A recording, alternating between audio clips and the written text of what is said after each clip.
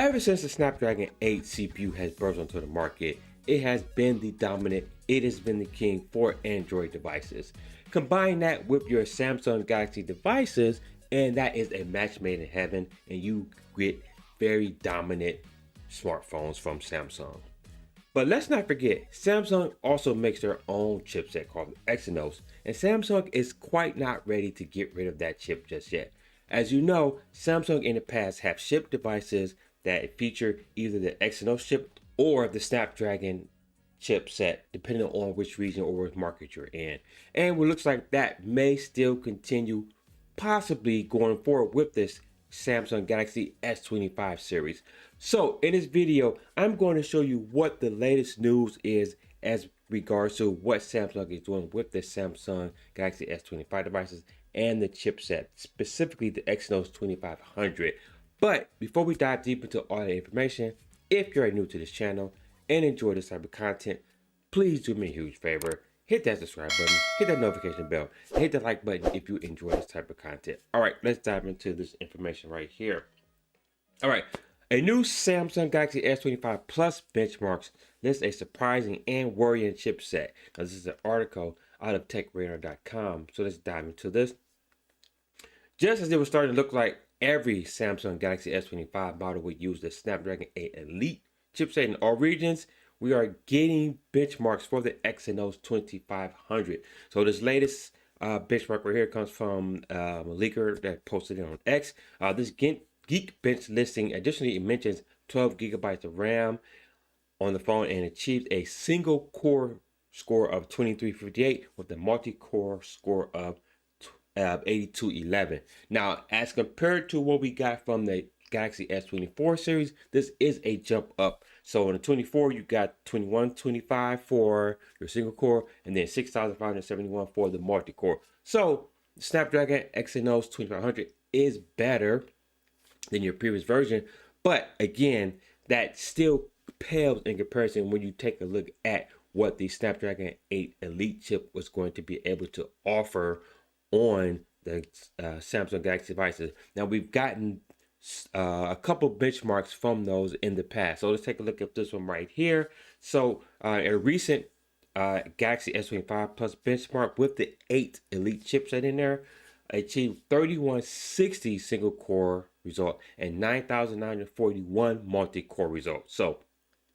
significantly better when you add the Snapdragon 8 chip in there. So if you're in a region that, say, Samsung decides to ship the Snapdragon 8 Elite, you're going to get a better performing phone than if they were to just ship it with the Exynos chip. And I guess that's the question is, how is Samsung going to be able to accomplish that this time around? Because we know that one of the reasons why they're probably still looking into the Exynos is the cost of the Snapdragon 8 Elite chip is from anywhere from $100 to $200 more than what you would pay for an Exynos chipset. So Samsung is not going to eat that cost. They're not going to, dip into their bottom line. Guess who's going to eat that cost? Obviously, you or myself, the consumer, is going to have to eat that cost as well. So, I mean, do you want to pay another $100 to $200 for a faster device just to get this Snapdragon 8 Elite chip? That's something that Samsung is obviously weighing right now, but that remains to be seen what they're going to do with it, and they may continue with that split that they've been doing with Exynos in European markets and then the Snapdragon 8 Elite chip in other markets. But we will see what that is. But again, you still could get the Snapdragon depending on if Samsung decides to just go wide with the Snapdragon 8 Elite chip. I'm not sure what will be the best route. I would like for the Snapdragon chip to be in there because that will make the phone obviously more powerful and better. But you got to think about that cost as well. Maybe Samsung and Qualcomm can figure out some kind of way to work that cost out. I doubt that, but we will see. But we also know that not only for the S25 Plus series, the same thing is going to happen with the Ultra. So we do have benchmarks for that as well. The good thing about the S25 Ultra and the Ultra line in general is they've always had the higher Snapdragon chip. So more than likely that will continue with the S25 Ultra as well. But let's take a look at the multi-core score right here. So this is just comparing it to what the iPhone is doing here. So the iPhone has a score of 3392 and for the single core, and then 8352 for your multi-core. But according to what we have for Samsung here, we have a score of 3148 for a single core, which is a little less. It tends to be less than what Apple does with their single core. But the multi-core is where the Snapdragon really shines at. We're looking at 10,236, so over 20% gains compared to what you're having from the Apple there. So looks like the Ultra will be a beast, and obviously when you more than likely Samsung will continue that with shipping the Ultra with your Snapdragon chipset.